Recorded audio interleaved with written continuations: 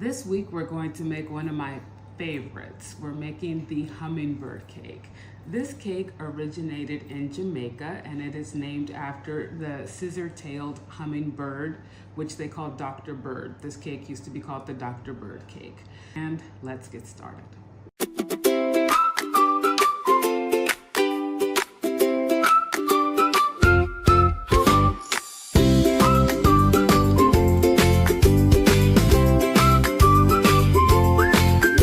Welcome back to the Old Recipe Kitchen. As I mentioned before in my intro, we're going to be doing the hummingbird cake today.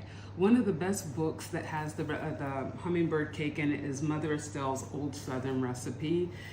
This is a great book. It has recipes for cakes, breads, pies, and even candy and jam. So I've been using this book for years. As you can see, it's a little weathered, but it's a great recipe and we're ready to get into it. This is such a rich cake that it actually has 3 layers, and if you have 2 ovens like I do, I call my oven Maxine. Maxine is preheated and we are going to make a 3-layer hummingbird cake.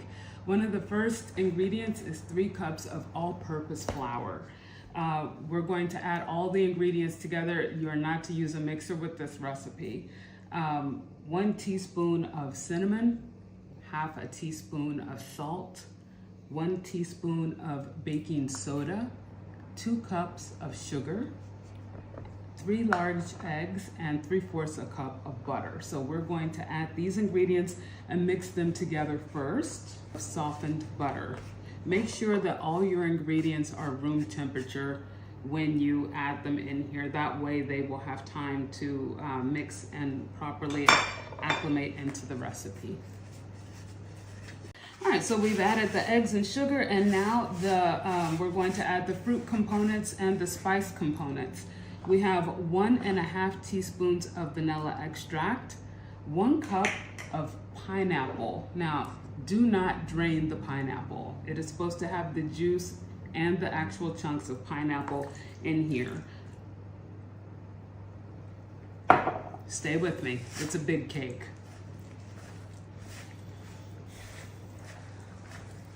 And you've mixed it in, you're going to add in 1 cup of chopped pecans,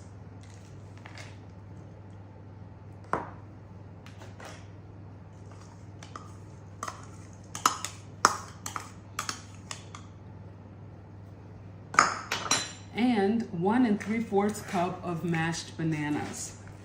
The bananas will add the moisture.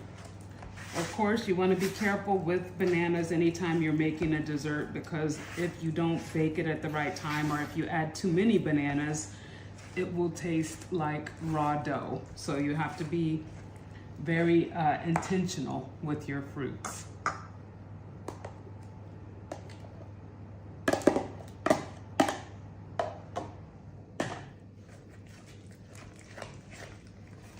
All right, so now we're going to transfer the batter into 3 greased and floured 9-inch cake pans. And don't make fun of my cake pans. They're still all 9 inches. One of them is just a little bit shorter than the other 2. All right, so now we've got the dough transferred into the cake pans. We're going to put them in Maxine for 25 to 30 minutes at 350 degrees Fahrenheit. Wish me luck. And we're back. We've already taken all 3 of the layer cakes out of the oven.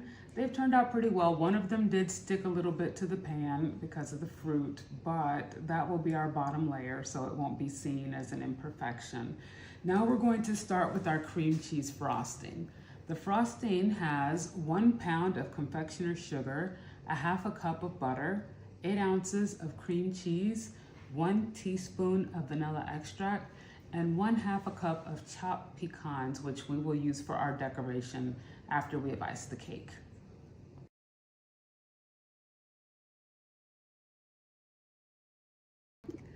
It started off a little rough, but I must say it does kind of look like the stuff that you'd buy at the supermarket.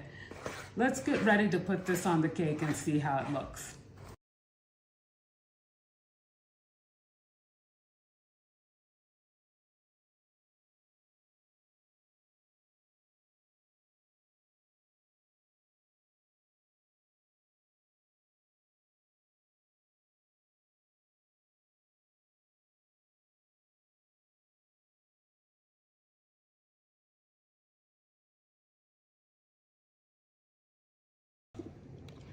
All right, so we have iced all 3 layers and we have added a pecan siding to it. It turned out really well. It's my first time adding that type of decoration. I think it turned out well. I think it's gonna taste great.